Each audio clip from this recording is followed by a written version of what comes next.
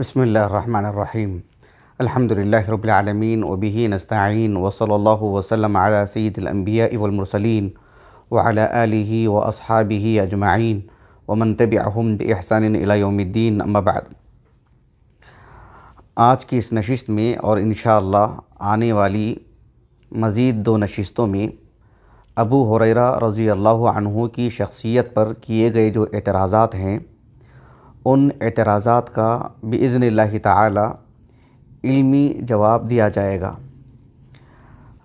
لیکن آج کی جو نشست ہوگی اس میں ابو ہریرہ رضی اللہ عنہ کا ایک شخصی تعارف ہوگا۔ ابو ہریرہ رضی اللہ عنہ کا شخصی تعارف جو آج کی اس نشست میں کیا جائے گا وہ محض ایک شخصی تعارف نہیں ہوگا، بلکہ اس شخصی تعارف میں آپ دیکھیں گے کہ ابو ہریرہ رضی اللہ عنہ پر کیے گئے جو اعتراضات ہیں، ان اعتراضات کے جواب کے لیے گویا کہ ایک مقدمہ ہوگا۔ میں انشاءاللہ نہایت اختصار سے جامعیت کے ساتھ ابو ہریرہ رضی اللہ عنہ کی بابت کچھ باتیں آپ کے سامنے رکھوں گا، تاکہ آپ کی شخصیت ہماری دل و دماغ میں ہو اور ہمارے علم میں ہو، تو پھر یہ شخصی تعارف بھی کفایت کر جاتا ہے کہ ابو ہریرہ رضی اللہ عنہ کی شخصیت پر جو اعتراض کیا گیا ہے اس کی کیا حیثیت ہے۔ ہمارے بزرگ عالم دین جدہ میں مقیم شیخ عنایت الرحمن عمری مدنی حفظہ اللہ کو اللہ تعالیٰ سعادت عطا فرمائے، اللہ رب العالمین اپنی اطاعت کے ذریعے سے ان کا اکرام فرمائے۔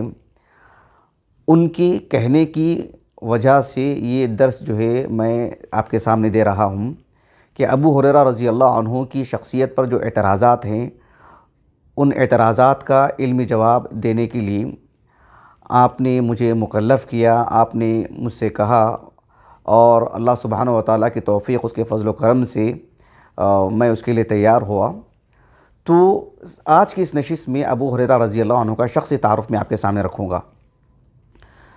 ابو ہریرہ رضی اللہ عنہ کی شخصیت سے متعلق قدیم اگر کتابوں کی بات کرتے ہیں تو بہت ساری کتابیں ہیں۔ الطبقات الکبریٰ ہے محمد ابن سعد رحمہ اللہ کی، 230 ہجری سن وفات ہے آپ کا۔ اسی طرح سے سیر اعلام النبلاء ہے امام ذہبی رحمہ اللہ کی، بہت ہی مفصل اور علمی دراسہ آپ نے کیا ہے۔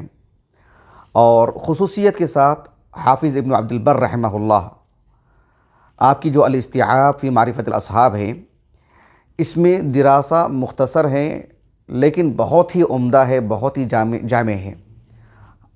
اسی طرح سے الاصابۃ فی تمییز الصحابہ حافظ ابن حجر رحمہ اللہ کی، فضائل الصحابہ امام اہل السنہ احمد بن حنبل، اور فضائل الصحابہ امام نسائی رحمہ اللہ کی، یہ کتابیں کافی اہم ہیں ابو ہریرہ رضی اللہ عنہ کی شخصیت سے متعلق پڑھنے کے لیے۔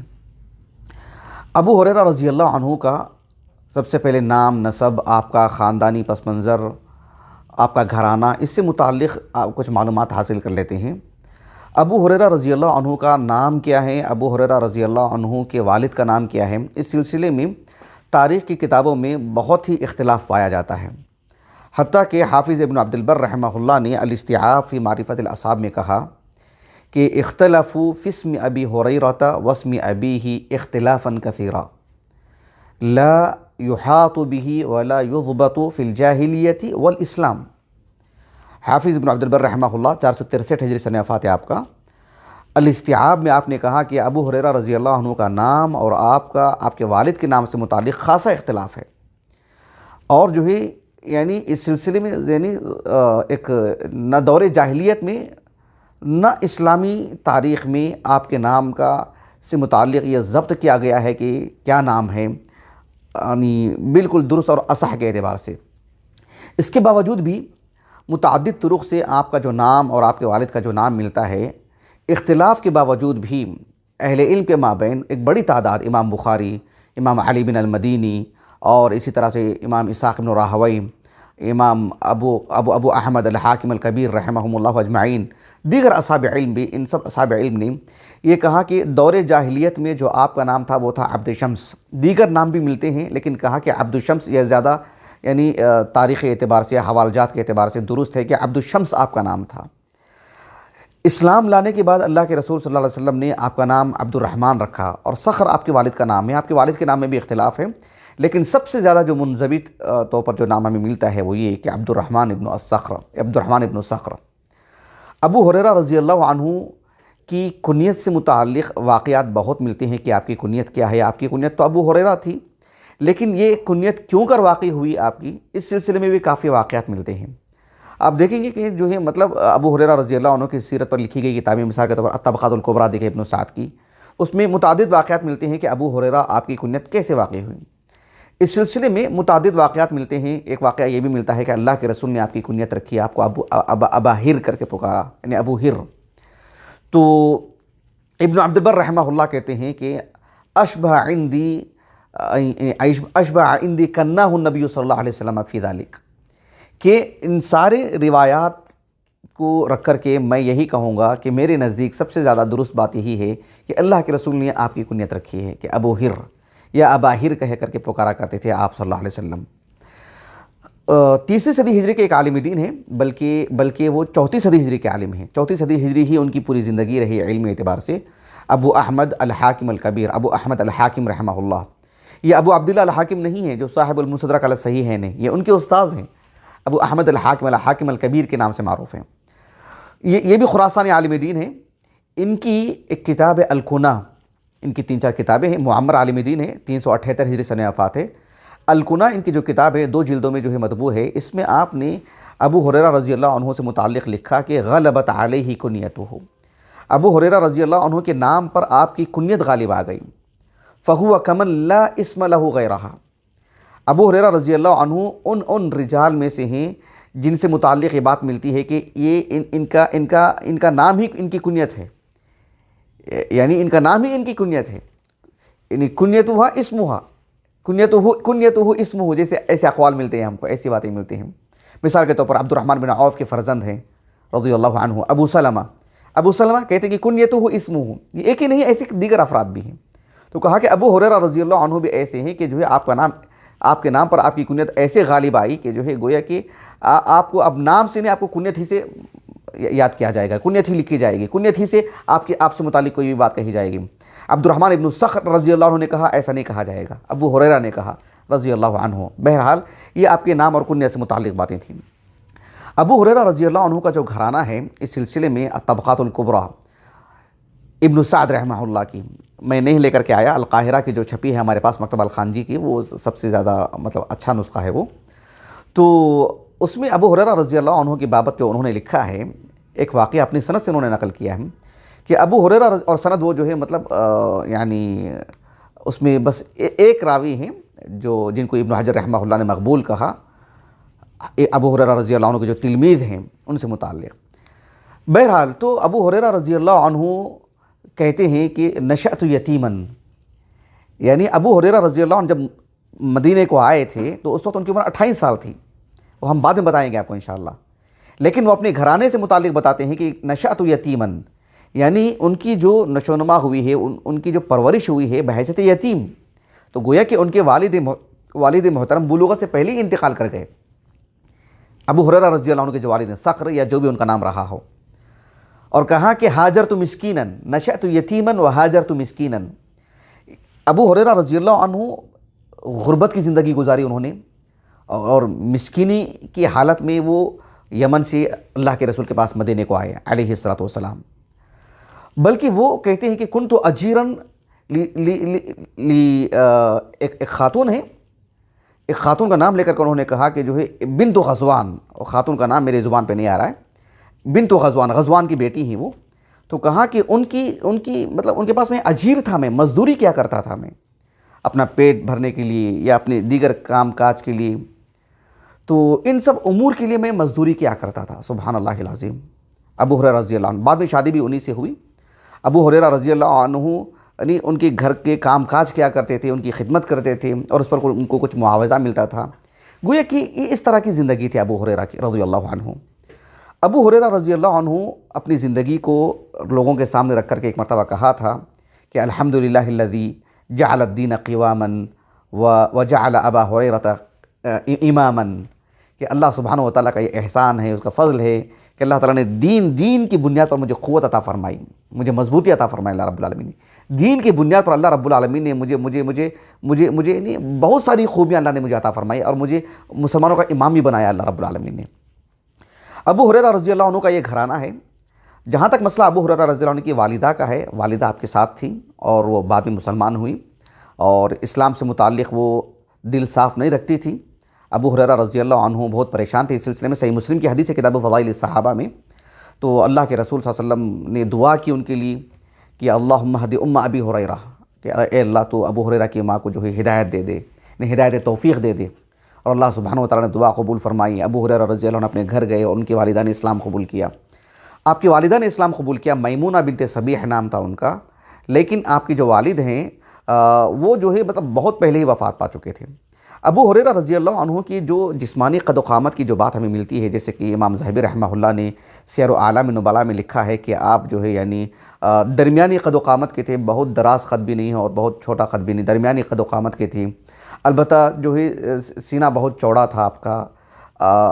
آپ ایک دھیان دیجئے اس بات پر کہ عربوں کے ہاں جب اہل عرب کہتے ہیں نا کہ جو ہے ابیض، رجلاً ابیض جیسے کہتے ہوں کہ فلاں شخص گورے رنگ کے ہیں، تو اسے دھوکہ نہیں کھانا چاہیے کہ جس طرح سے عربوں میں فی الحال وہ بھی ایک رنگت ہے جو بالکل بھی گورا رنگ ہے، ایک وہ ہے جو جسے ہم کہتے ہیں آدم، یعنی مٹیالہ رنگ جسے ہم کہتے ہیں۔ یہ رنگت بھی آپ دیکھیں جنوب عرب میں بہت غالب ہے اور یمن وغیرہ کی طرف بھی، تو اسی رنگت کو یہ آدم سے تعبیر کرتے ہیں۔ تو ابو ہریرہ رضی اللہ عنہ کی بھی یہی رنگت تھی، اور ابو ہریرہ رضی اللہ عنہ کی جو داڑھی تھی وہ سرخ رنگ کی داڑھی تھی، اور ابو ہریرہ رضی اللہ عنہ کے دانتوں سے متعلق بھی بات ملتی ہے کہ آپ کے ثنایا اور رباعیات میں جو ہے کافی شگاف تھا، ایک جمال کی علامت ہوتی ہے وہ۔ بہرحال ابو ہریرہ رضی اللہ عنہ سے متعلق یہ کچھ باتیں تھیں۔ ابو ہریرہ رضی اللہ عنہ جب مکے سے یمن سے مدینے کو آئے تو ہم کو معلوم ہونا چاہیے کہ ابو ہریرہ رضی اللہ عنہ نے طفیل بن عمرو الدوسی رضی اللہ عنہ کے ہاتھ پر اسلام قبول کیا تھا۔ طفیل ابن عمرو الدوسی رضی اللہ عنہ جب ہم لوگ بالکل چھوٹی جماعت میں تھے نا، اول جماعت میں، جب سب سے پہلے ہم مدرسے کو گئے جامعہ دارالسلام عمر آباد، اور جو ہے سیرت رسول پر ہمارے رسول ایک کتاب تھی، چھوٹی سی کتاب، وہی کتاب ہم لوگوں نے پڑھی ہے، تو ہم دیکھتے ہیں کہ طفیل ابن عمرو الدوسی رضی اللہ عنہ کا نام ہمیں بالکل آغاز میں ملتا ہے، وہ سابقین اولین میں سے ہیں، اور تبھی سے ان کا نام ہماری زبان پر آیا اور ہم یاد کیے اس نام کو۔ تو طفیل بن عمرو الدوسی رضی اللہ عنہ عہد فاروقی میں آپ کی وفات ہوئی، بالکل آغاز میں۔ طفیل بن عمرو الدوسی رضی اللہ عنہ کی شخصیت کو بھی پڑھنا چاہیے، معلوم کرنا چاہیے، بہت ہی عظیمت والے انسان ہیں۔ بہرحال میرا وہ موضوع نہیں ہے، یہ بھی دوس قبیلے کے ہیں، یمنی قبیلہ۔ طفیل بن عمرو الدوسی رضی اللہ عنہ سابقین اولین میں سے ہیں، اللہ کے رسول صلی اللہ علیہ وسلم پر اسلام لائے اور آپ نے ان کو اپنے علاقے میں بھیجا، اور جو ہے انہوں نے جا کر کے کام کیا۔ حالانکہ وہ ایک طرح سے اپنی قوم سے متعلق تھوڑا سا یعنی بیزارگی کا بھی اظہار کیا تھا، انہوں نے بد دعا بھی کرنے کے لیے کہا تھا اللہ کے رسول کو صلی اللہ علیہ وسلم، لیکن اللہ کے رسول نے دعا کی ان کے حق میں۔ آپ علیہ الصلوۃ والسلام نے بھیجا ان کو، آپ نے کام کیا، محنت کی، تقریباً یعنی بڑی تعداد، کافی گھرانے کے لوگ اسلام قبول کیے، 80 کے قریب لوگوں کو لے کر کے وہ مدینے کو آئے، ان میں سے ابو ہریرہ بھی تھے رضی اللہ عنہ۔ تو ابو ہریرہ رضی اللہ عنہ کی شخصیت پر جو بھی کام ہوگا، جو بھی ان کے حق میں دعائیں دی جائیں گی، جو بھی ان پر لکھا جائے گا، یا ان کی احادیث کو پڑھ کر کے جو بھی شخص عمل کرے گا، یقیناً ایک حصہ جو ہے طفیل بن عمرو الدوسی کو بھی ملتا ہے رضی اللہ عنہ، کیونکہ انہی کے ہاتھ میں وہ اسلام قبول کی۔ تو ابو ہریرہ رضی اللہ عنہ مدینے کو آئے اس وقت جب اللہ کے رسول صلی اللہ علیہ وسلم یعنی 7ویں ہجری میں جو خیبر یعنی عام الخیبر جسے کہتے ہیں، تو آپ علیہ السلام صلح حدیبیہ کے بعد خیبر کی طرف روانہ ہوئے تھے 7 ہجری کو، تو اسی دوران یہ مدینے کو آئے تھے۔ اور جب مدینے کو آئے تو اللہ کے رسول صلی اللہ علیہ وسلم وہاں پر نہیں تھے، وہ خیبر چلے گئے تھے، تو پھر یہ خیبر ہی گئے تھے وہاں پر، اور یہی زیادہ درست بات ہے جیسے کہ ابن عبد البر رحمہ اللہ نے لکھا ہے اور دیگر اصحاب علم نے بھی۔ تو ابو ہریرہ رضی اللہ عنہ اس وقت آپ کی عمر 28 سال تھی جب یہ مدینے کو آئے اور اللہ کے رسول پر اللہ کے رسول کی صحبت اختیار کی۔ آپ علیہ السلام کی یہ صحبت اختیار کی اور مکمل طور پر اللہ کے رسول سے چمٹے رہے۔ آپ علیہ السلام کے ساتھ حضر میں، سفر میں، ہمہ وقت آپ کے ساتھ رہنے کی کوشش کرتے تھے۔ ابو ہریرہ رضی اللہ عنہ کو ہم دیکھتے ہیں کہ جہاں اللہ کے رسول جا رہے ہیں تو آپ کے ساتھ چلے جاتے، جہاں آپ جا رہے ہیں تو آپ کے ساتھ ہو لیتے، مسجد میں بیٹھے ہیں تو آپ کے ساتھ بیٹھ جاتے، سفر میں آپ کے ساتھ رہتے۔ آپ علیہ السلام کے ساتھ جو ہے فتح مکہ میں بھی آپ کے ساتھ تھے، آپ کے ساتھ حج کیا آپ نے، آپ علیہ السلام کی خدمت کرتے تھے، آپ کے گھر کی خدمت کرتے تھے، آپ کی متعدد بیویاں تھیں، ان کی سب خدمت کرتے تھے، آپ کی نواسوں کی خدمت کرتے تھے، سبحان اللہ، کبھی نواسوں کو گھر لے کے جا کے چھوڑ کر آتے تھے۔ تو یہ خادم رسول بھی تھے، اللہ کے آپ علیہ السلام کی خدمت بھی کیا کرتے تھے، مکمل آپ کی صحبت میں تھے۔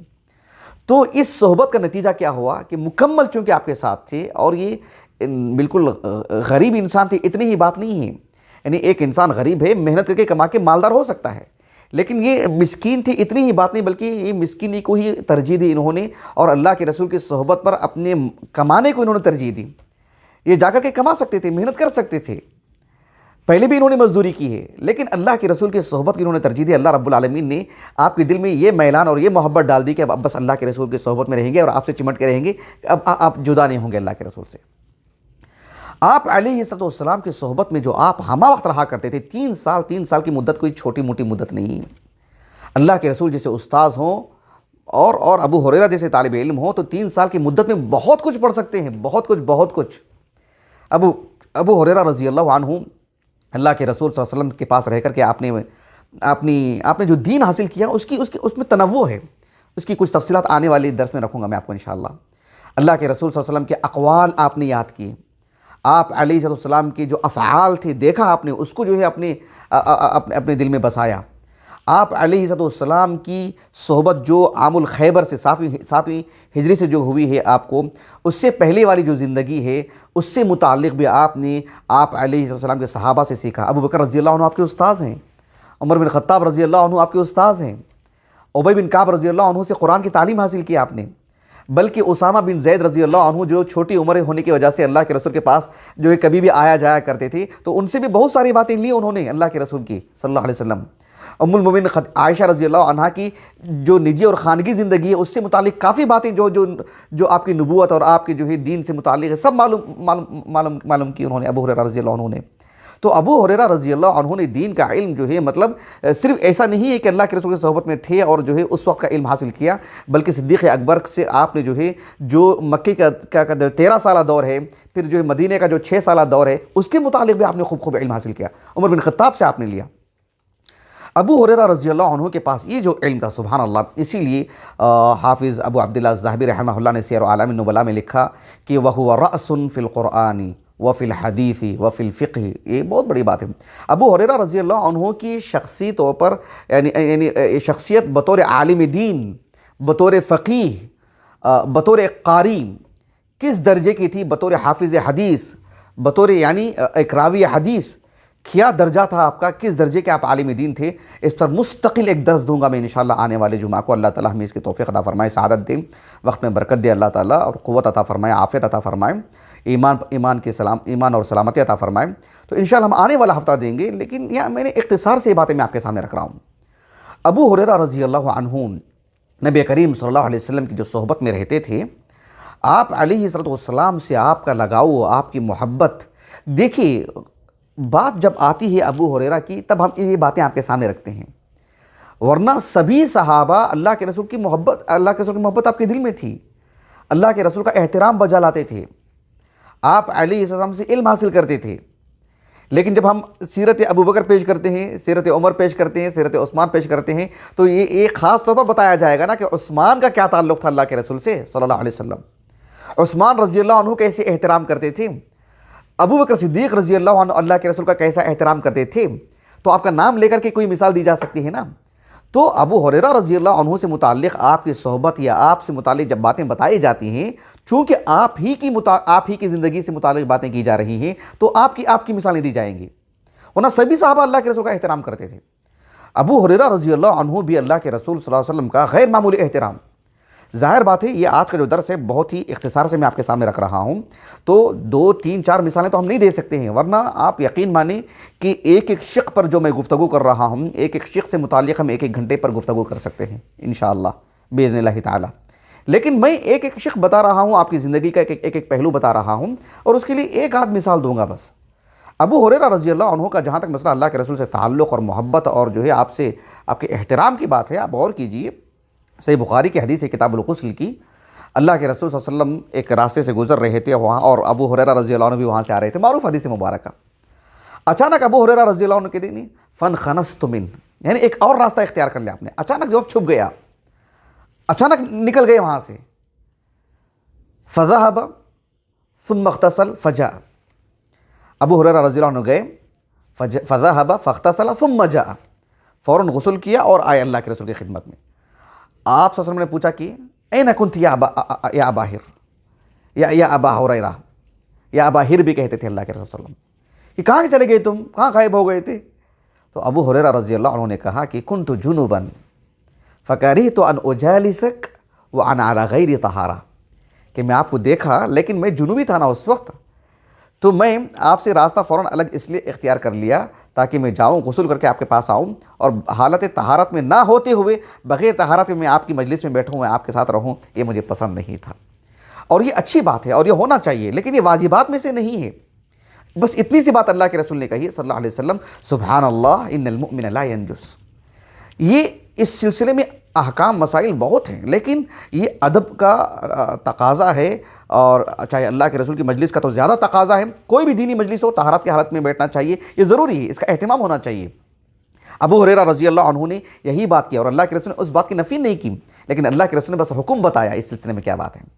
تو بہرحال ابو ہریرہ رضی اللہ عنہ نے اتنا احترام کیا اللہ کے رسول کا کہ بغیر طہارت کے آپ کی مجلس میں بیٹھنا گوارا نہیں کیا. اندازہ لگا لیجیے, یعنی بہت ہی قریب ہونے کے باوجود, بہت ہی لگاؤ ہونے کے باوجود وہ ہیبت اور احترام بھی اسی قدر غالب. یہ ہونا چاہیے, محبت بھی انتہا کو پہنچ جائے اور احترام بھی انتہا کو پہنچ جائے. محبت کے نام پر احترام جو ہے کمزور پڑ جائے, یا احترام کے نام پر جو ہے محبت ہی نہ رہے, بس احترام کا ایک ڈر اور خوف باقی رہ جائے دل میں. یہ دونوں چیزیں جو عیب ہیں, احترام بھی ہونی چاہیے, محبت بھی ہونی چاہیے. تو یہی بات ہے ابو ہریرہ نے جو کہی رضی اللہ عنہ. اللہ کے رسول صلی اللہ علیہ وسلم سے متعلق آپ کا ایمان بحیثیت جو نبوت کا جو منصب ہے, اس کا جو احترام تھا دل میں, اور اللہ کے رسول سے مستفید ہونے کا جو آپ کے دل میں جو سبحان اللہ جو خیال آیا کرتا تھا آپ کو بارہا. اندازہ لگائیے کہ صحیح بخاری کی کتاب العلم ایک حدیث ہے, ابو ہریرہ رضی اللہ عنہ نے اللہ کے رسول سے پوچھا کہ اے اللہ کے رسول, من اسعد الناس, اسعد الناس کون ہے؟ یعنی من اسعد الناس بشفاعتک یوم القیامہ, قیامت کے دن آپ کے شفاعت کے مستحق ہونے والے کون کون سعادت مند افراد ہیں, کون ہوں گے وہ؟ اللہ کے رسول صلی اللہ علیہ وسلم بحیثیت نبی یہ جواب دیتے کہ جو ہے اسعد الناس یوم القیامت بشفاعتی, میری شفاعت کا مستحق یا سعادت مند انسان وہ ہے جو یہ کردار عطا کرے گا. یعنی من قال لا الہ الا اللہ, جو خالص خلوص کے ساتھ اللہ کی خاطر لا الہ الا اللہ کہے گا, اس کے معنی مفہوم کو جانتے ہوئے, وہ میری شفاعت کا مستحق ہوگا, اور وہ اسعد الناس ہے, وہ اور سعادت مند انسان ہے وہ. یہ بات یہ سوال کا جواب ہے. لیکن اللہ کے رسول صلی اللہ علیہ وسلم نے ابو ہریرہ رضی اللہ عنہ سے کہا کہ لقد ظننت یا ابا ہریرہ الا يسألنی عن هذا الحدیث احد اول منک. کہا کہ یہ میرا گمان تھا, یہ میرا ماننا ہے, یعنی اس کا مطلب کیا ہے, میرا یہی ماننا ہے کہ اے ابو ہریرہ اس حدیث سے متعلق تم سے پہلے کوئی آگے مجھے پوچھے گا نہیں, تم ہی پوچھنے والے تھے. میرا گمان تھا یہ, یعنی میرا یہی خیال تھا کہ اس موضوع سے متعلق پوچھنے کے لیے کون آئیں گے میرے پاس؟ ابو ہریرہ ہی. ابو ہریرہ سے پہلے کوئی نہیں آئیں گے. ایسا کیوں یہ میرا خیال بنا؟ ایسا کیوں؟ یہ تو گویا کہ زندگی کا ایک تجربہ ہے نا. یہ میں نے تمہاری زندگی میں یہ محسوس کیا کہ یہ تمہاری زندگی میں حرص والی جو بات ہے, حدیث کو لینے میں, میرے قریب رہنے میں, میری ایک ایک بات نوٹ کرنے میں, میرے ایک ایک فعل کو دیکھنے میں, جو میں نے تمہارے اندر دیکھا, سبحان اللہ. تو لما رأیت فیک, یعنی حرصک علی الحدیث, جو میں نے تمہارے اندر محسوس کیا کہ طلب علم, حدیث کے حاصل کرنے میں جو حرص تمہارے اندر ہے, اس میں اندازہ لگائے گا تم ہی آ کے مجھ سے پوچھو گے. ابو ہریرہ رضی اللہ عنہ بحیثیت صحابی یا کل صحابہ چاہے وہ اہل بیت میں سے ہوں یا نہ ہوں, صحابہ آپس میں ایک اہل بیت اور عام صحابہ. اہل بیت وہ بھی صحابہ ہیں. اہل بیت کون ہوتے ہیں؟ جو یعنی جو المطلب ہیں نا, عبد المطلب نے, ہاشم جو قصی کے جو فرزندان ہیں ان میں سے المطلب اور ہاشم, ان کے خانوادے میں جو بھی اسلام قبول کریں گے وہ سب کے سب اہل بیت میں سے ہیں, اور ازواج مطہرات اہل بیت میں سے ہیں. بقیہ جو عام صحابہ ہیں وہ اہل بیت اور اہل بیت عام صحابہ کا ایک دوسرے سے محبت, لگاؤ, احترام, یہ ایسی مثال ہے کہ جس کے کائنات میں سے مثالیں ملنی مشکل ہیں. بس کچھ لوگوں کو دیکھا نہیں جاتا یہ منظر. ابو ہریرہ رضی اللہ عنہ بھی اہل بیت صحابہ سے بہت محبت رکھتے تھے, اس کی ایک واضح مثال میں آپ کو دیتا ہوں تفصیل میں جائے بغیر، ورنہ اس موضوع پر ہم بہت تفصیل سے گفتگو کر سکتے ہیں۔ آپ جو ہے کتب ستہ اٹھا لیجیے، آپ صحیح بخاری میں فضائل الصحابہ، صحیح مسلم میں فضائل الصحابہ، اسی طرح سے آپ فضائل الصحابہ پر لکھی گئی کتابیں امام اہل سنت احمد بن حنبل کی، امام نسائی کی، دیگر اصحاب علم میں جو فضائل الصحابہ پر کتابیں لکھی ہیں، اس میں علی بن ابی طالب ہوں یا حسنین ہوں، فاطمہ ہوں رضی اللہ عنہ اجمعین، جعفر بن ابی طالب ہوں، دیگر وہ صحابہ جو اہل بیت میں سے ہیں، ان کے فضائل ہم تک پہنچانے والے وہ ابو ہریرہ ہیں رضی اللہ عنہ۔ صرف ابو ہریرہ نہیں، ابو ہریرہ ایک بڑا نام ہے، یعنی ان سب جو اہل بیت کے جو فضائل ہیں، چاہے وہ مجموع اعتبار سے ہو، چاہے وہ منفرد فردن کسی شخص کے ہوں، بیشتر روایات کے جو راوی ہیں وہ ابو ہریرہ ہیں رضی اللہ عنہ۔ یہ قابل غور بات ہے، یہ میرا تفصیلی موضوع نہیں ہے، ایک شخصی تعارف میں آپ کو کروا رہا ہوں۔ ابو ہریرہ رضی اللہ عنہ بحیثیت ایک طالب علم، علم دین کے لیے آپ نے جو قربانیاں دی ہیں، علماء کی زندگی میں ہم جو قربانی دیکھتے ہیں، قربانیاں جو ہم دیکھتے ہیں کھانے پینے سے متعلق، سونے جاگنے سے متعلق، پہننے اوڑھنے سے متعلق، اپنے گھر والوں کی جدائی سے متعلق، یقیناً ابو ہریرہ رضی اللہ عنہ ان سب کے سرخیل ہیں۔ ابو ہریرہ رضی اللہ عنہ کی صورتحال ایسی تھی کہ جو ہے کھانے پینے کے سے متعلق بہت فقر و فاقہ تھا، بہت غربت تھی، متعدد روایات ہیں، آپ سمجھیے کہ جو ہے میں آپ کو ساری روایت نہیں پیش کر سکتا ہوں۔ ایک حدیث آتی ہے صحیح بخاری کی، یعنی کتاب الاطعمہ میں، ابو ہریرہ رضی اللہ عنہ کہتے ہیں کہ کبھی کبھار تو ایسے بھی ہوتا تھا کہ مطلب صورتحال ایسی ہوتی تھی کہ وَإِن كُنْتُ لَأَعْتَمِدُ كَبِدِي فِي الْأَرْضِ، كَبِدِي عَلَى الْأَرْضِ مِنَ الْجُوعِ، کبھی کبھار تو پیٹ کے بل میں سو جایا کرتا تھا میں۔ وَإِن كُنْتُ لَأَعْتَمِدُ عَلَى الْأَرْضِ مِنَ الْجُوعِ، بھوک کی وجہ سے پیٹ کے بل لیٹ جاتا تھا میں تاکہ پیٹ زمین کو لگ جائے اور جو بھوک کی جو شدت ہے وہ کچھ کم ہو جائے۔ اسی حدیث میں یہ بھی الفاظ آتے ہیں کہ وَإِن كُنْتُ لَأَشُدُّ الْحَجَرَ عَلَى بَطَنِي مِنَ الْجُوعِ، بھوک کی وجہ سے پیٹ پہ کبھی پتھر باندھ دیتا تھا میں۔ ہم مدارس میں پڑھتے ہیں، مدارس میں جو کھانا دیا جاتا ہے وقت پر دیا جاتا ہے، 2 منٹ تاخیر نہیں ہوتی ہے، بلکہ 2 منٹ تاخیر سے آنے سے ہم مسئول ہو جاتے ہیں ایک طالب علم کہ کیوں تاخیر سے آئے۔ کھانے میں اگر طالب علم حاضر نہیں رہتا ہے تو جو مشرف ہوتے ہیں وہ پوچھتے ہیں کہاں تھے کھانے میں، کیوں نہیں تھے تم؟ سبحان اللہ، یہ صورتحال ہے آج ہم طلباء کی، یعنی کتنی بڑی مطلب سبحان اللہ آسانیاں اللہ نے ہمارے لیے رکھی ہیں۔ ابو ہریرہ کا یہ معاملہ تھا، بھوک کی وجہ سے یہ حالت تھی۔ کبھی کبھار ابو ہریرہ رضی اللہ عنہ مسجد سے باہر نکلتے اور جاتے ہوئے کسی شخص کو سلام کر کے پوچھتے کہ بھئی قرآن مجید کی وہ آیت ہے نا، اس کا مفہوم کیا ہے؟ کہا کہ وَإِن كُنْتُ لَأَسْتَقْرِئُ الرَّجُلَ عَنِ الْآيَةِ، کبھی کسی شخص سے میں قرآن مجید کے آیت سے متعلق سوال کر لیتا، وَهِيَ مَعِي، وہ آیت کریمہ میرے پاس موجود ہے، اس کا معنی مفہوم بھی مجھے معلوم ہے، لیکن میں پھر بھی پوچھتا تھا ان سے۔ یہ صحیح بخاری میں کتاب العلم میں ہے، یہ کتاب مناقب الصحابہ، کتاب المناقب میں ہے، جعفر بن ابی طالب کے جو مناقب ہیں اس میں دیکھیں آپ کہ کبھی کبھار میں کسی سے سوال کر لیتا کہ اس آیت کا ذرا مفہوم بتاؤ مجھے۔ کیوں پوچھتا میں؟ میرے صورتحال کو دیکھ کر کے وہ مجھے کھانے کو لے کے چلے جاتے، وہ یطعمونی، تاکہ مجھے کھانا کھلا دیں، وہ مجھے بولے کہ بھئی تم اتنی بھوک میں کیا پوچھتے ہو، تم پہلے کھانا تو کھا لو۔ اس غرض سے میں پوچھتا، ورنہ آیت کا معنی مفہوم تو مجھے معلوم تھا۔ یہ تھی حالت بھوک کی ابو ہریرہ کی رضی اللہ عنہ۔ کہتے ہیں کہ اللہ کے رسول کتاب الاطعمہ کے حدیث سے کچھ کھجوریں آئیں، اللہ کے رسول نے کھجوریں بانٹیں اہل الصفہ میں، یہ اہل الصفہ میں سے تھے، مجھے بھی 7 کھجوریں ملی۔ کہا کہ ایک کھجور اس میں حشفہ، ایک کھجور بالکل ردی کھجور تھا، وہ میرے نزدیک سب سے زیادہ محبوب تھا۔ کیوں؟ اس لیے کہ وہ عمدہ کھجور نہیں تھا جس کی وجہ سے میں 2 منٹ میں کھا کے ختم کر دوں، وہ ردی کھجور تھا جس کی وجہ سے میں چوس کر کافی وقت نکال سکتا تھا اس میں۔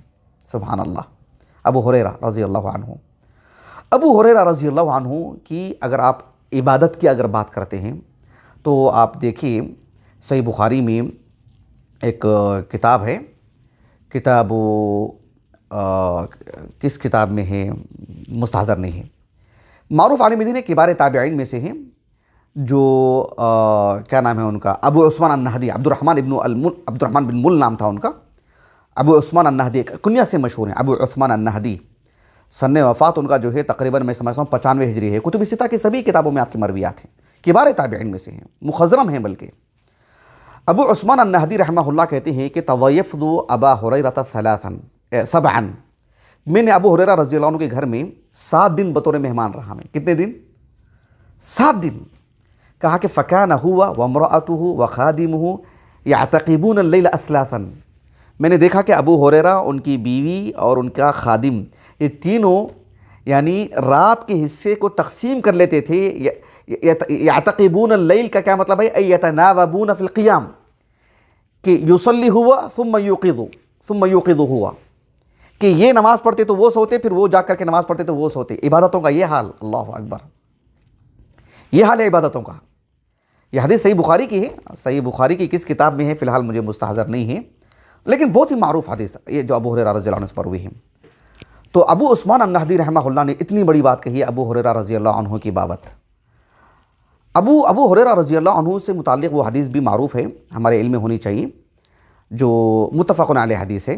ابو ہریرہ رضی اللہ عنہ نے کہا کہ اوصانی خلیلی ابو القاسم صلی اللہ علیہ وسلم، کہ اللہ کے رسول صلی اللہ علیہ وسلم نے مجھے وصیت کی. کس چیز کی؟ 3 چیزوں کی وصیت کی. کہا کہ لا ادعہن حتی اموت، جب تک میری موت نہیں آئے گی میں ان 3 چیزوں کو نہیں چھوڑوں گا. کیا کہیں 3 چیزیں اس میں؟ کہا کہ ایام 20 کے روزے، ایام 20 کے روزے، اور صلاۃ الوتر، اور جو ہے یعنی صلاۃ الضحیٰ. یہ ابو ہریرہ رضی اللہ عنہ کی عبادتوں کا حال تھا. عالم با عمل. مصنف ابن ابی شیبہ میں ابن ابی شیبہ رحمہ اللہ نے اپنی سند سے اس روایت کو لے کر کے آئے ہیں کہ ابو ہریرہ رضی اللہ عنہ یعنی جمعرات اور پیر کا روزہ بھی پابندی سے رکھا کرتے تھے. عبادتیں بہت ہی آپ کی میں بہت ہی اختصار سے آپ کے سامنے رکھ رہا ہوں. ابو ہریرہ رضی اللہ عنہ سے متعلق ایک بات ہم کو یہ بھی معلوم ہونی چاہیے کہ ابو ہریرہ رضی اللہ عنہ یعنی امر بالمعروف والنہی عن المنکر، اس فریضے کو بخوبی انجام دیتے تھے. دیکھیے ہم عام طور پر پڑھتے ہیں کہ وہ کسی سے ڈرتے نہیں تھے، وہ لومۃ لائم کی پرواہ نہیں کرتے تھے. ہمارے علماء کی زندگی میں یہ بات ملتی ہے، لیکن ہمارے علماء کی زندگی میں یہ بات ملتی ہے، اس کو ہم کو پھیلا کے پیش کرنا چاہیے. یعنی وہ لومۃ لائم کی پرواہ نہیں کرتے تھے، کہ مطلب یہ بھی نہیں ہے کہ وہ حکیمانہ انداز ان کے پاس نہیں تھا، اچھا اسلوب ان کے پاس نہیں تھا، وقت اور حالت کا وہ خیال نہیں رکھتے تھے. نہیں، وہ اچھے داعی تھے، لیکن جب بات کہنے کی آتی جہاں ضروری ہو جاتا تو پھر وہاں کسی لومۃ لائم کی پرواہ نہیں کرتے. یہ مطلب ہے. ورنہ احمقانہ جرت بھی ہوتی ہے بعض لوگوں میں، جیسے ممبر پر کھڑے ہو کر کے یا جو ہے مطلب کسی درس میں یا کسی تحریر میں کوئی بھی بات کیسے بھی کہہ دیں، تو یہ جرت نہیں ہونی چاہیے. بات یہ ہے کہ حکیمانہ انداز ہو، وقت کا لحاظ کیا جائے، شخصی لحاظ کیا جائے، لیکن بات کو پیش کرنے کا اسلوب اچھا ہو، ڈھنگ اچھا ہو، لیکن بات پیش کرنا ہی ہے، ہاں کرنا ہی ہے، اس میں کسی لومۃ لائم کی پرواہ نہیں کرنی چاہیے. تو یہ مقصود ہوتا ہے. تو ابو ہریرہ رضی اللہ عنہ بھی مردوں کو، خواتین کو، چھوٹوں کو، بڑوں کو، حتیٰ کہ امراء کو، حکمرانوں کو، سب کو. آگے ایک اعتراض ان پر آتا ہے کہ جو ہے بنو امیہ سے متعلق آپ بہت نرم گوشہ رکھتے تھے، ان سے متعلق حدیث وضع کرتے تھے. سبحان اللہ، ابو ہریرہ منزہ ہیں اس سے رضی اللہ عنہ. ابو ہریرہ رضی اللہ عنہ بلکہ جو خلفاء ہوتے تھے، یعنی جو کیا کہتے ہیں ان کو بنو امیہ کے جو امراء ہوتے تھے، ان کی بھی نشاندہی کرتے تھے آپ. ایک واقعہ میں آپ کو بتاتا ہوں. آپ دیکھو صحیح مسلم میں ایک واقعہ ہمیں ملتا ہے. ابو زرعہ سے مراد یعنی جریر بن عبداللہ البجلی رضی اللہ عنہ جو ہے نا، ان کے پوتے ہیں ابو زرعہ. کنیت ہی سے مشہور ہے، ان کا نام جو تاریخ میں نہیں ملتا ہے.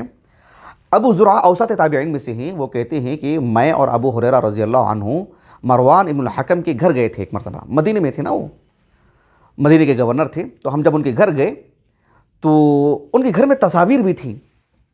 ابو ہریرہ رضی اللہ عنہ نے جیسی تصاویر دیکھیں، فوراً آپ نے وہ جو حدیث قدسی ہے وہ سنائی اور کہا کہ اللہ سبحانہ و تعالیٰ نے کہا کہ وَمَنْ أَظْلَمُ مِمَّنْ يَخْلُقُ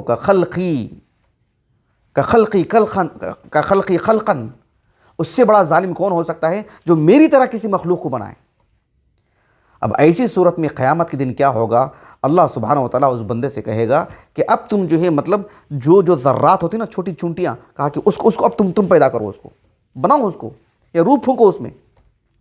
اور لِيَخْلُقُ حَبَّةً لِيَخْلُقُ شَعِيرًا، ایک چھوٹا سا جو دانہ ہوتا ہے، کہا کہ اب اس کو پیدا کرو. مطلب کیا؟ وہ جو حکم دیا جائے نا لِيَخْلُقُ، وہ صيغۃ الامر ہے، وہ لِيَخْلُقُ. تو یہ جو حکم دیا جائے گا وہ ہم پڑھتے آئے ہیں نا اصول الفقہ میں، جو صيغۃ الامر ہوتا ہے اس میں جو یعنی ایک ہی معنی نہیں ہوتا ہے، جس میں یعنی الطلب بالاستعلاء والی جو بات آتی ہے. بس کسی سے آرڈر دیا جا رہا ہے. صیغۃ الامر میں ایک ہی معنی آتا ہے کیا؟ نہیں نا، تعجیز کا بھی معنی آتا ہے. تو یہی معنی ہے کہ تعجیز کے طور پر، عاجز کر دینے کے لیے، ٹھیک ہے تم پیدا کر کے دکھاؤ ایسے، اور وہ نہیں پیدا کر پائے گا وہ.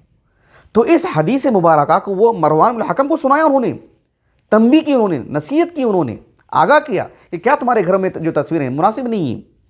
یعنی وہ ایک اموی خلیفہ ہیں، حکمران ہیں، آپ نے ہمت سے اور جو جرأت سے حکیمانہ انداز میں اچھے اسلوب سے اپنی حدیث سنائی. ابو ہریرہ رضی اللہ عنہ نے اس طرح کے بے شمار ہمیں واقعات ملتے ہیں جب آپ نے ایک مروان بن الحکم، ایک خلیفہ کو آپ نے نہیں چھوڑا وقت کے، ایک گورنر کو آپ نے نہیں چھوڑا آپ نے، اور آپ نے تنبیہ کی، اچھے انداز میں تنبیہ کی، حکیمانہ انداز میں. اب ناصح ہیں آپ، خیر خواہ تھے ان کے. ایسا نہیں کہ جو ہے مطلب کچھ اس طرح کہ میں کسی سے ڈرتا نہیں ہوں، میں کسی سے گھبراتا نہیں ہوں، جو سیاسی لیڈران کے جو الفاظ ہوتے ہیں. نہیں، آپ ایک عالم دین، آپ ایک خیر خواہ، ارحم الناس. علماء اہل السنہ ارحم الناس ہوتے ہیں. تو آپ نے خیر خواہی کی، لیکن آپ نے جرأت سے پیش کیا آپ نے. تو پھر بقیہ کا چھوڑیے آپ. ابو ہریرہ رضی اللہ عنہ کی زندگی سے متعلق ایک بات ہمیں یہ بھی معلوم ہونی چاہیے کہ ان میں جہاں یعنی علم تھا، علم و فضل کے یہ مالک تھے، وہیں پر یعنی آپ میں مطلب مسئولیت والی جو چیزیں ہوتی تھیں، کسی چیز کو سنبھالنا، رکھنا، انتظامی امور جو ہوتے تھے، ان میں بھی قوت تھی آپ کی. اللہ کے رسول صلی اللہ علیہ وسلم نے اس چیز کو بھانپا، اور جو زکوٰۃ الفطر جو ہوا کرتی تھی، جو زکوٰۃ الفطر جو جمع کی گئی تھی اللہ کے رسول کے پاس، اس کے نگران تھے آپ. معروف واقعہ نا، صحیح بخاری کا معروف واقعہ، اس کے نگران تھے آپ ابو ہریرہ رضی اللہ عنہ. ابو بکر صدیق رضی اللہ عنہ کے دور میں بھی متعدد امور میں آپ برابر کے شریک تھے. مرتدین کے خلاف جو بھی محاذ قائم کیا گیا تھا، ابو ہریرہ رضی اللہ عنہ برابر کے شریک تھے. عمر بن خطاب رضی اللہ عنہ کے دور میں تو عمر بن خطاب رضی اللہ عنہ نے بحرین کا گورنر بنایا. بحرین آج کا جو بحرین ہے نا، منامہ جہاں کی راجدھانی ہے، وہ بحرین نہیں. یہ جو کویت ہے، کویت کے نیچے کا جو حصہ ہے، دبئی وغیرہ تک، نیچے تک، عمان کے سرے تک، یہ جو پوری پٹی تھی وہ کسی اللہ کے رسول سے پہلے اور آپ کے زمانے میں بھی، اور قریب تک بھی جو ہے وہ بحرین کہلاتا تھا. اور وہی بحرین ہے اصل میں. آج کا بحرین مراد نہیں ہے جب ہم تاریخی کتابوں میں پڑھتے ہیں. اس کے گورنر تھے ابو ہریرہ رضی اللہ عنہ. یہ بھی اس طرح کا بھی یعنی معاملہ تھا آپ کا، یہ صلاحیت بھی تھی آپ کے اندر، ابو ہریرہ رضی اللہ عنہ کے اندر. سبھی خلفاء کے ساتھ آپ نے اچھا معاملہ کیا، اور سبھوں نے آپ کو سراہا. آپ کے علم و فضل سے، آپ کی دیگر صلاحیتوں سے سبھی خلفاء نے جو فائدہ اٹھایا. ابو ہریرہ رضی اللہ عنہ کی زندگی سے متعلق ایک بات ہم کو یہ بھی معلوم ہونی چاہیے کہ ابو ہریرہ رضی اللہ عنہ یعنی جو عثمان ابن عفان رضی اللہ عنہ کی شہادت کے بعد کا جو معاملہ تھا نا، جس میں علی بن ابی طالب رضی اللہ عنہ کے دور خلافت میں جنگ جمل ہو، صفین ہو، جو واقع ہوئی ہیں، ان میں ہم دیکھتے ہیں کہ صحابہ کی بڑی تعداد شریک نہیں تھی. کچھ ہی صحابہ تھے جو شریک تھے اس میں. میں طرفین کی بات کر رہا ہوں.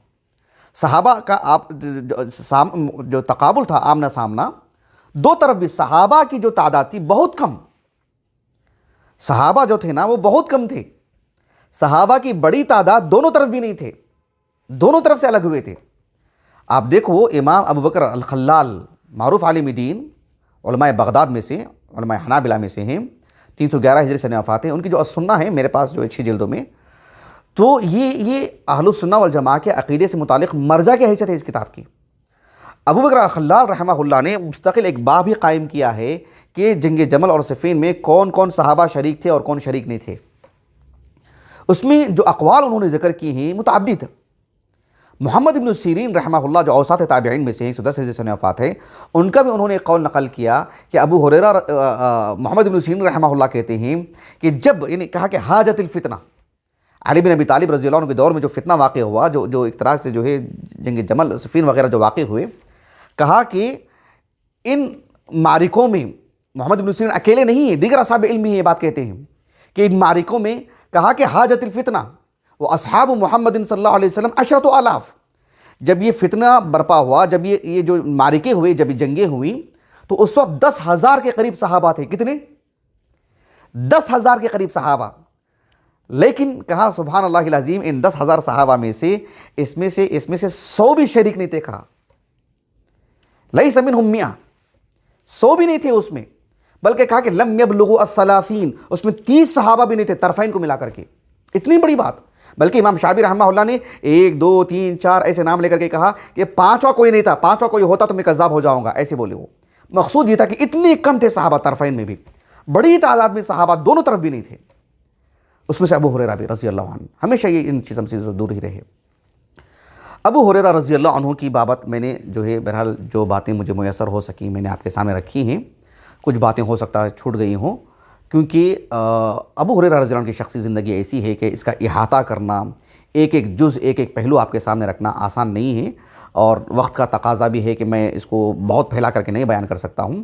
آنے والے درس میں البتہ انشاءاللہ ابو ہریرہ رضی اللہ عنہ کی بابت مستقل ایک موضوع، آپ کے علم و فضل، آپ کے حفظ و اتقان، اور آپ بحیثیت قاری، بحیثیت فقیہ اس زندگی کو میں آپ کے سامنے رکھوں گا انشاءاللہ۔ پھر تیسرے ہفتے میں انشاءاللہ آپ پر کیے گئے اعتراضات کا جواب الگ سے دوں گا، ورنہ آج کی زندگی اور آنے والے درس ہی میں تقریباً جوابات مل گئے ہوں گے، بس اس کو الگ سے کر کے نمایاں کر کے پیش کرنا پڑے گا۔ بہرحال یہ ابو ہریرہ کی زندگی تھی رضی اللہ عنہ۔ ابو ہریرہ رضی اللہ عنہ بالآخر یعنی آپ کا انتقال ہوا، آپ مدینہ ہی میں رہے، آپ مدینہ میں بھی گورنری کیا آپ نے 40 اور 41 ہجری کو۔ ابو ہریرہ رضی اللہ عنہ نے مدینہ کی ہی زندگی اختیار کی، اور معلوم ہونا چاہیے ہم لوگوں کو کہ ابو ہریرہ رضی اللہ عنہ مدینہ میں تھے، اور مدینہ کے جو فضائل ہیں، مدینہ کے متعدد فضائل ہیں، اس میں سے ایک فضیلت یہ بھی ہے جیسے کہ صحیح مسلم کی حدیث ہے، صحیح مسلم میں خود ابو ہریرہ اس کے راوی ہیں رضی اللہ عنہ، کتاب الحج کے اواخر میں ہے، ابو ہریرہ ہی اس کے راوی ہیں کہ کہا کہ اللہ کے رسول نے کہا صلی اللہ علیہ وسلم لا يصبر على لأواء المدینہ وشدتها احد من امتی۔ مدینہ کی جو تنگی ہے، مدینہ کی جو جو فضا کے اعتبار سے یا کسی اور اعتبار سے جو بھی مشقتیں اور جو ہے پریشانیاں جو ہوتی ہیں، اس سلسلے میں میری امت کا کوئی بھی فرد مدینہ میں رہتے ہوئے صبر کر لیتا ہے، صابر رہتا ہے، جم کر کے رہتا ہے، وہاں سے نکل کے جاتا نہیں ہے، تو کہا کہ کنت شفیعا یوم القیامت او شہیدا، میں اس کے حق میں شفیع ہو جاؤں گا یا شہید ہو جاؤں گا۔ شہید سے مراد گویا کہ گواہی دینے والا، یہ او تنویع ہے، وہ شک کے لیے نہیں ہے، یعنی میں اس کے حق میں شفیع ہو جاؤں گا، اگر وہ گنہگار ہے تو اس کے حق میں شفیع رہوں گا، اگر وہ محسن ہے، اچھے نیک کام کے ہیں تو میں اس کی گواہی دوں گا، یہ مطلب ہے اس کا۔ بہرحال ابو ہریرہ رضی اللہ عنہ تھے مدینہ میں، دیگر صحابہ نہیں تھے، تو یعنی دین اور علم کے لیے ہی، اللہ کے دین کی نصرت اور تائید کے لیے وہ باہر گئے، لیکن جو مدینہ میں رہے یقیناً ان کی ایک فضیلت ہے، اس میں سے ابو ہریرہ بھی پوری زندگی وہی نکالی آپ نے۔ ابو ہریرہ رضی اللہ عنہ بکثرت یہ کہا کرتے تھے کہ اللہم انی احب لقاءک فاحب لقائی، کہ اللہ میں تجھ سے ملنا چاہتا ہوں، تو بھی میری لقاء میری لقاء تجھ سے ہو جائے اور تیری لقاء مجھ سے ہو جائے۔ ابو ہریرہ رضی اللہ عنہ نے وصیت کی تھی کہ میرے انتقال کے بعد علی الفور مجھے دفنایا جائے، زیادہ دیر نہ رکھا جائے، اور پھر اس طرح کے جو رسم و رواج اور جو بھی چیزیں خرابیاں ہیں ان سب سے جو ہے گریز کیا جائے، اور علی الفور میری تدفین ہو۔ 50 ہجری میں ابو ہریرہ رضی اللہ عنہ کا انتقال ہوا، وہ جو وادی عقیق ہے وہاں پر آپ کا انتقال ہوا۔ بہرحال عصر کے بعد آپ بقیع الغرقد میں آپ مدفون ہوئے ہیں رضی اللہ عنہ۔